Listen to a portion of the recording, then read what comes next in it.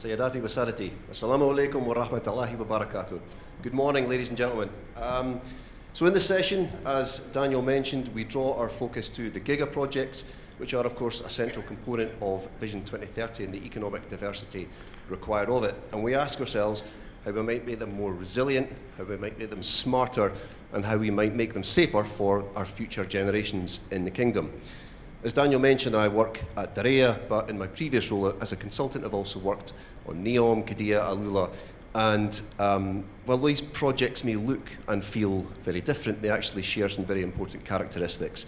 They're very complex. They include many different stakeholders with legitimate but often competing requirements. They all aspire to have the latest technology, not just for now, but for the next years and even decades to come. And finally, due to their profile, their value, and their symbolism of modern Saudi Arabia, unfortunately, sometimes they do create an attraction for threat actors. Luckily, we've got an excellent panel today to help us to answer the challenging questions that such projects can throw up. We have Firas Beiruti, the Regional Manager of Dell Technologies. We have Abdulaziz Alqahtani, Manager for Security Operations at Saudi Aramco. Issam Shibany, Director of Pre-Sales and Business Development, MVP Tech. Joe Stanley, Riyadh Council Chairman for OSAC. And Mohamad Saad, Country Manager for KSA in Bahrain from Genetech. So the rules of engagement, 5 minutes per person. We appreciate we're a bit behind time, so we'll try to stick to that to allow a bit more time for questions from the audience. So Joe, let's get stuck straight in. Regional Chairman for OSAC, so ideally placed to give your threats on, give your views on threats and our plans. How has the threat landscape changed since Vision 2030 was announced, and what effect does this have on the type of large development projects that we're talking about? All right, let me start saying good morning. Assalamu alaikum. Okay, so the question, I just want to repeat the question here because I wanted to make sure that it's how the threat landscape has changed since Vision 2030 was announced. And whenever you have an announcement like that as a nation, it draws attention. And Vision 2030 has the attention of the world. And so I've got a list here of about 5 things that I think have changed since that vision was announced. And I think the number 1 would be an increased number in cyber threats. Not cyber incidents per se, but cyber threats. I think if you would check with the National Cybersecurity Authority, they'd probably tell you there's a tick mark from 2 years ago on how many cyber threats are happening here. Also, the geopolitical tensions. Look at the region we're in. As we all know that have been here many years, what happens in the Middle East, in the GCC, Saudi Arabia is in the middle of it. Saudi Arabia is respected in the middle of it. So the tensions here and the attention of Vision 2030 towards Saudi Arabia has the attention of the world, but also, shall we say, maybe some bad players, either regionally or anywhere else in the world. And that would include recalibrating our look at even global terrorism. I've been here many years in Saudi Arabia, and I saw Saudi Arabia get rid of terrorism within this country. I have a lot of respect for that. Probably that's why I'm still here in the country, because I feel pretty safe here, but I don't forget what part of the world I am in, and we shouldn't forget that either at any time, and stay very vigilant, as we've heard our speaker from Saudi Aramco pass on to us. And the physical security needs, I also heard from the previous panel, physical security will still be here. I agree that it can't all be manpower, but it's all got to be, physical security is just as important as the digital security, but they have to be connected. And that's basically what's changed in my mind, are those five topics that I discussed with you. And that could affect large developments, all of those topics. The cybersecurity, it's more than just your connectivity of all of your digitation of your guarding and your security systems. You know, when I've got an alarm connected to a hub, what is the communication between that hub and that alarm? Is it encrypted, or is it open source so somebody can attack it, shut off my alarm system so they don't know that the door's been opened or something? So cybersecurity, the geopolitical tensions. If you look at if you put a timeline on in the region, all the way from Lebanon all the way to Yemen and parts in between, if you look at the timeline of geopolitical tensions in the area, the timing, the Saudi Arabia puts out an announcement right before October the 7th, and then we see what happens somewhere in the region on October the 7th. So an eyeball on that has to be always overwatched. But that would be the items that I'd worry about. Yeah, thanks, Joe. I think you're absolutely right. We are very lucky to be in a very safe environment within the kingdom. My wife and my son feel very safe here, and if they feel safe, I'm very happy. Second question for you, please, Joe. We're talking about city resilience in the future of the kingdom. What would you say is the most significant threat to city resilience, and how can information sharing, as we've already discussed in the previous panel in the opening speech, how does that help in mitigating the big threats to city-scale resilience? Okay, some of the items I already previously mentioned, but again, I've got cyber threats at the top of my list that can definitely bother your resilience. But there's also things like climate change, and we heard a little bit about the environment already, and the environmental hazards. We know that a safety hazard can turn into a security hazard immediately, as we saw like even in Dubai. But that's something you have to worry about as well, the environment, and plan for it. Economic instabilities can lead to some social unrest, but I don't see that in the kingdom too much. But from an outside perspective, in any country, maintaining a middle class is important. So when it comes to manpower guarding, for instance, which isn't going to go away, you need to look at how important those people feel about their job, and part of that is how much they get paid.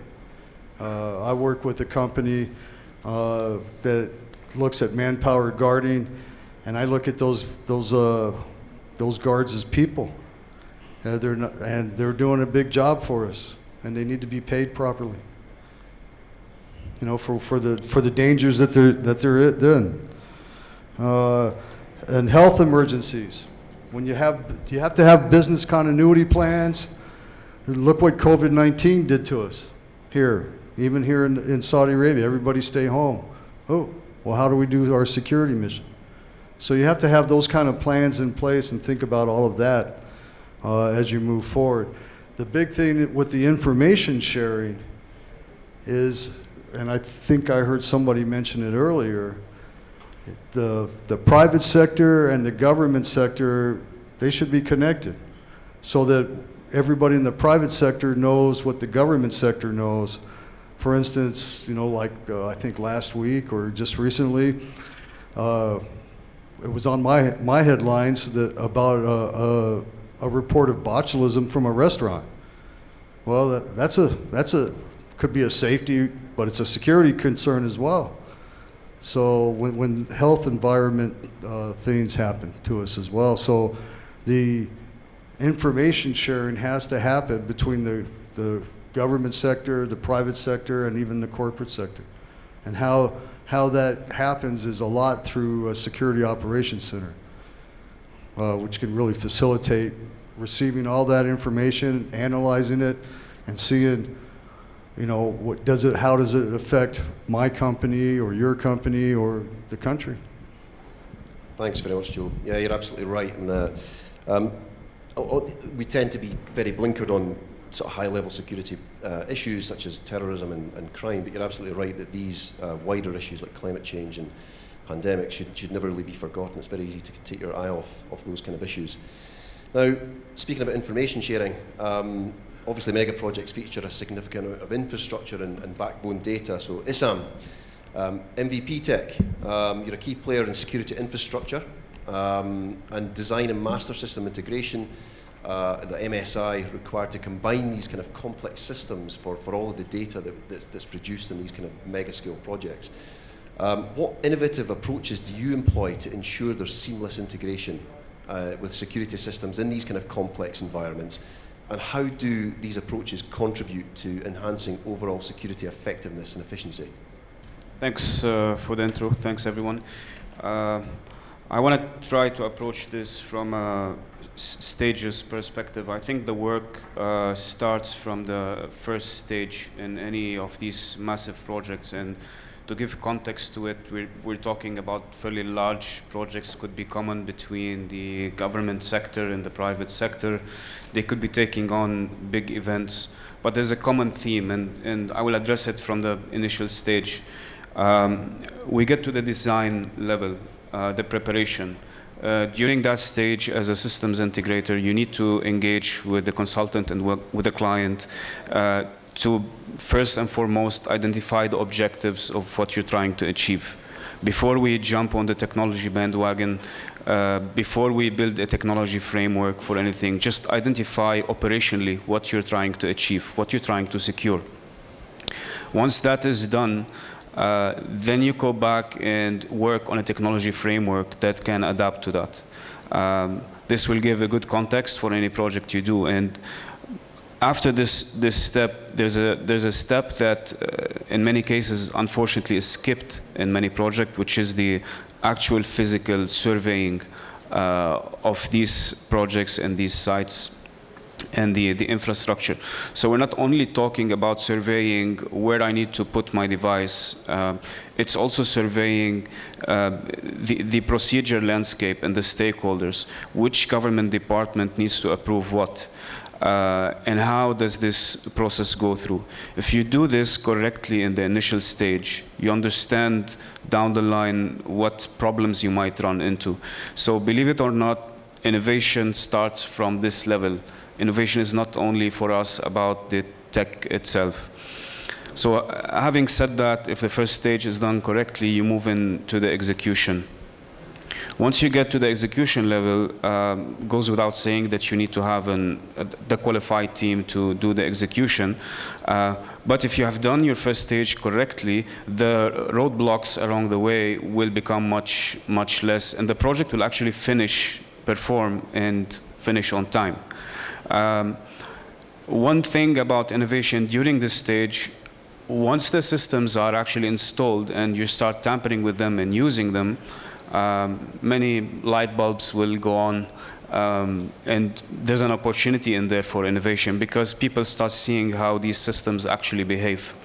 So there's an innovation element during that, and then finally, to close the loop on all of this is after the project is done, the maintenance stage.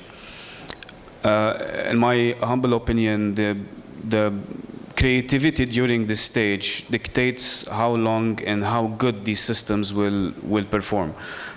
We have built a lot of proprietary tools where you apply certain asset management systems along your security infrastructure, and you can, in live mode, collect very accurate data about what's happening on the sites. And you're not only collecting this data momentarily, this is accumulated over a period of time. So now you have trends and you have a deep understanding on how these systems are performing, and are you happy with this device or that device? Do I need to change something in it? That sort of closes the loop for executing these mega projects from our perspective. Thanks, Issam. So obviously, I'm looking at this from the end user. We're going to be the end user of these kind of MSI systems. And going back to what Joe was talking about how threats evolve, how does an MSI evolve to these kind of emerging challenges in smart city architecture, for example? And could you share some insights on the importance of collaboration between the end user and the designer of these systems? Sure, so a few questions packed in one. I'll start with the integrator bit. I think we have some fairly large security companies here present, and it goes without saying that from the integrator level, there's no shortcuts, there's no skipping stages. You need to build a strong design team, you need to build a strong engineering team, and you need to build nowadays a strong software team as well. If you intend to add value and you intend to capitalize on the power of this tech. Now on the technology level, I think there have been a few advancements that made our life way easier and opened the door for a lot of innovation. I would mention the first one is the advancement in the communication systems and the network infrastructures that we can build.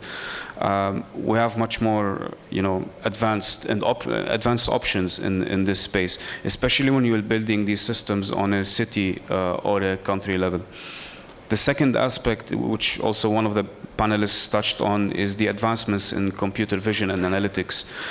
We're at a stage now where these solutions are workable, they're customizable, and they actually add value. The third one I would mention, maybe from our experience as Convergent, is the data visualization aspect of it and the dashboards that we're building. All of this data being collected is now being presented in dashboards.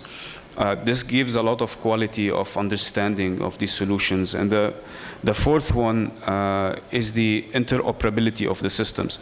When you integrate multiple subsystems, starting from security to fire to building management to all of those, the capability to consolidate all of these systems together eventually meant that the command and control of 2024 is a very different experience and much more powerful than what it was a few years ago.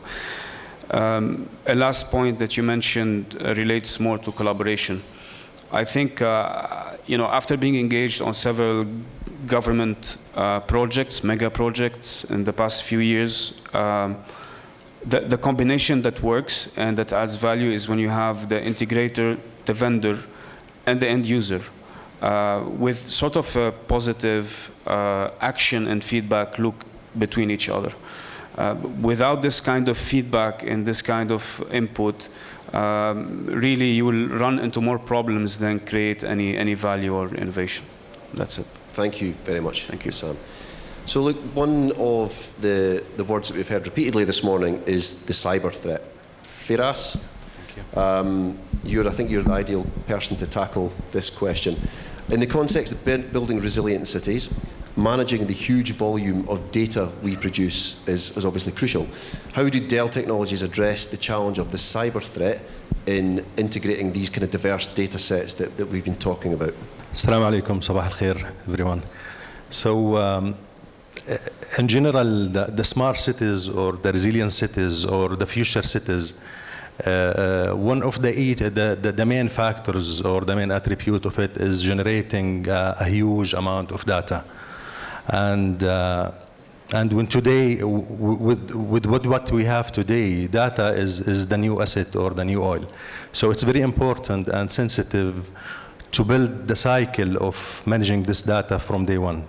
So from collecting this data at the edge, how you will be collecting this data, how you will be managing it, at what level you will be integrating it to consolidate it and reach to the metadata we call. This will be the first phase. Second phase is what you will be doing from where you will be storing this data.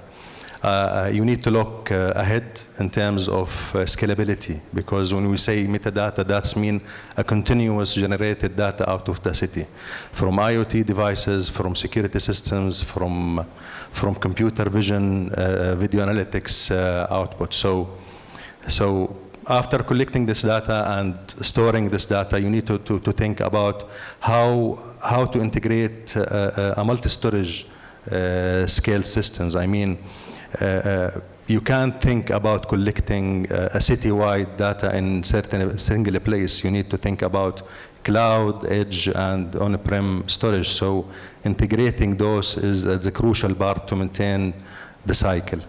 The third step will be more into taking actions or getting insights of this data, which means that applying AI or applying analytics on those data, clean it and get out of it an actionable insights. So here the cycles comes from collecting the data to having an action, and that action comes to integration maybe with other kind of systems. But on top of all of this cycle, from day one, we need to plan the data governance, because collecting this huge amount of data, because today collected data is not only security systems, it's more up to what Issam said. Today, control center is different. Security systems could be integrated with social media, with many kind of other government information where it give you leverage, more actionable insights, etc. So data privacy play a big role. So within this cycle, you need to create the policies and the procedures, how you will be maintaining this data, how you will be sharing this data with other entities. Yeah. Thank you very much, Firas. I've been asked to kind of push things on a little bit because we're a little bit behind in the conference. We want to make sure there's time for everybody. Mohamad, I'll maybe come to you, please. So Genetech, we know them well. You're one of the market leaders in this field. We aspire that security is data-driven. How do we effectively detect and respond to these kind of emerging threats that we've been talking about in real time, and what key challenges do you see in implementing solutions on a city-wide scale? Assalamu alaikum. Well, latest reports have shown that more than 80% of residents are moving toward city centers, especially with the 2030 vision, moving from total dependency on oil to more diversification business towards tourism and innovation. As Mr. Tawfiq from Red Sea has been saying, more investments, cities like Red Sea, like Diryah, like Neom, new cities, new innovations. These cities are investing more and more in more technologies and data-driven security devices and sensors like video surveillance systems, license plate recognition systems, sensors, even in the infrastructure when we go to pollution detection, power grid sensors. So basically, it's key and very important to manage resources to detect threats and enhance public safety. Now, this is the challenge. What can I do with all of this data that is flowing into our system, as Firas said? How can we utilize our systems? Monitoring these threats and sensors is very important to detect behavioral threats, early behavioral threats, and also take decisions, monitoring these devices. But okay, that's very important to have this technology and to detect all of these threats, but what's next?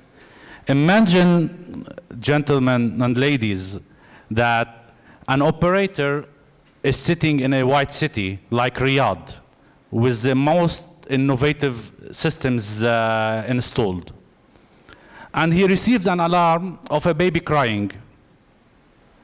And in another part of the city, he receives an alert of unusual behavior of a crowd. People and humans usually are biased and very emotional. He might probably take a decision to act on the baby crying threat. So this is where intelligent systems and working with tier 1 vendors and intelligent systems take part to help operators enhance their efficiency. In Genetech, we have our decision support system that analyzes all of these data, all of these threats, and builds a a strategy, a response strategy to help professionals act on these threats. It's very important to have systems, to have smart systems, but more important, to give tools to your teams, to your engineers, to your operators, to be able to act and be able to decide on this massive amount of threats that they come to your systems on every day. In addition to that, mission control helps to categorize these threats and build an incident management system to enhance public safety by applying workflows and standard operation procedures. And this is all can be managed and triggered automatically without any human intervention. So, thank you, Mohamad. Yeah, you're right. The last thing we want to be doing is swimming in sensors and drowning in data. It's got to be usable data, and I think your systems very much help us with that. Abdulaziz, so one of the things we like to do in our master plans is benchmark ourselves against other projects, and Saudi Aramco, arguably the original giga project, and you're doing things very well. We can learn a lot from you. I would like to ask, what are the kind of best practices that we can learn from Saudi Aramco? And going back to Bader's discussion this morning, when it comes to information sharing, I wonder what your views are about collaboration and how we can effectively learn from other industries such as oil and gas for these kind of large development projects. Okay, thank you, Craig. Assalamu alaikum. Good morning, everyone. I'm so delighted to be part of this esteemed panelists and great speakers today. Just a reference to your question, maybe we need to draw insights into what Aramco has been positioned at. Aramco is one of the pioneers in giga projects managing and handling, and that's very clearly presented in a number of lessons learned and best practices that have been captured throughout the years. So one of which, speaking about the strategic planning and the strategies are put in place in executing projects from a security standpoint as well as the other projects. So taking specifically or deep diving in this, we do have in Aramco meticulous planning as well as strategies in place, smart goals, where we are prioritizing initiatives based on our needs as well as the other initiatives that in hand that we need to execute. Of course, not to neglect the important aspect of HR. HR, one of the most valuable assets for Aramco. Aramco is always investing in HR development and the capacity building. That's be it in sending people to top schools in the globe, as well as hosting programs, on-job training, and other types of hands-on experience. So that's an example that probably maybe we can tap in this in order to achieve our success deliverables for the vision of 2030. Of course, to add to that, the risk management, which is the core business of our security or industrial security. Risk management, it shows the capability and resilience of Saudi Aramco and how Saudi Aramco over years have gone successfully through a number of challenges and unexpected threats, events, and they always prove themselves successful and strong. And that's not done from vacuum. There are a lot of planning there, emergency response procedures, business continuity plans, structured risk management, risk registers where we identify risks. We develop definition, control measures, as well as KPIs, which help the organizations, of course, to monitor. So we apply the concept, plan, do, check, and adjust. So it's like a circle. So we plan things, we implement it, we check it, and then, of course, we do our refining and modifying our procedures and plans.